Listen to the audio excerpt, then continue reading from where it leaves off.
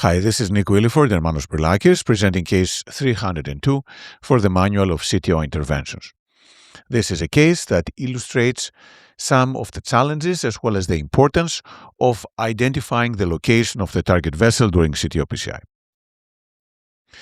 The patient presented with severe medically refractory angina as well as low ejection fraction. He did have a significant multivessel disease with CTOs of the LAD and the right coronary artery, as well as significant disease into the circumflex branch. He was referred for percutaneous coronary intervention, and based on the cardiac MRI, the plan was to perform PCI on the circumflex and the right coronary artery. For the circumflex, it was predilated and then successfully stented with a long drug-eluting stent that was post-dilated with bigger balloons and a nice result. After this, we decided to move to the right coronary artery. We did have some challenges with dampening of the pressure while engaging the right coronary with an Amplatz guide. We can see here the contrast is hanging into the right coronary artery. But eventually we were able to obtain a stable position. And this is an injection through a microcatheter. What we see is a CTO of the mid-right coronary artery, just at the takeoff of an acute marginal branch. It's a blunt proximal cap. It's hard to see on this one, but on dual injection, the length was about 30 millimeters, with diffusely diseased distal vessel and distal filling through septal collaterals. The plan here was to go Antegrade wiring first, followed by retrograde, and leave ADR as the last resort because of the small caliber of the vessel distally. And we can see again the blunt proximal cap. There is a acute marginal that's coming out on that location. We tried different guide wires, but the guide wires kept on going inside the marginal branch and not down the vessel, and therefore we decided to switch to the retrograde approach. We did surfing using the Suoh 3 guide wire. We had placed an impeller because of the risk associated with the procedure, especially in a patient with very low ejection fraction. And after multiple attempts, the wire could be advanced through the septum into the right coronary artery. We then advanced a turnpike LP microcatheter retrograde all the way to the distal cap. This is an injection through the microcatheter, demonstrating again the small distal vessel and the occluded length. We then took a gladius mongo guide wire that could be knuckled and then advanced to the mid-right coronary artery into the extra plug space. And now we do have the two guide wires close to each other. So we decided to do guide extension reverse cart.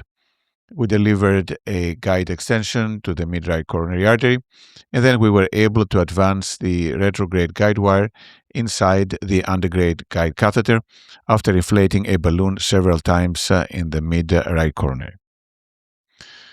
We then advanced the retrograde microcatheter and externalized an R350 guide wire. We did balloon angioplasty along the entire length of the right coronary artery, and now we do have some flow. And this is where it becomes interesting. We saw this major branch. We thought this was the posterior descending artery, so we wanted to stand into this branch here. And we used a dual loop microcatheter, advanced the guide wire in this branch, and then moved the retrograde equipment back, and then inserted a 25 by 48 millimeter drug-eluting stent, and then overlapped more proximally with another similar stent and another drug-eluting stent more proximally. And this is the result. There's still some residual disease before the stent is placed. But what happened here is during the delivery of the stents, the guide wire, which was a standard workhorse guide wire, went a little too far. And now we do have a distal vessel perforation.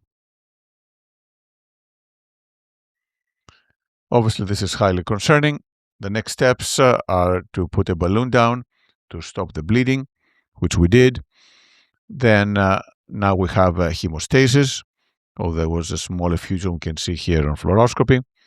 And then we advanced the second guide wire next to the blocking balloon. Then we inflated the blocking balloon after delivering a microcatheter. Injections with the microcatheter shows the distal vessel perforation. How to fix this? With coils, we placed a 3 millimeter by 4 centimeter Concerto coil distally. And then after this was released, there was still some flow through that branch. So we ended up placing a second coil, a 3 by 8, and that was just proximal to the previous one. And after doing this, now this is better, and we have achieved better hemostasis. However, what also became apparent during all this is that after we ballooned the stent, there's now some flow with the posterolateral, and actually what we thought was the PDA was actually a marginal branch or a small PDA. The real PDA is the other branch that our initial wire was placed into.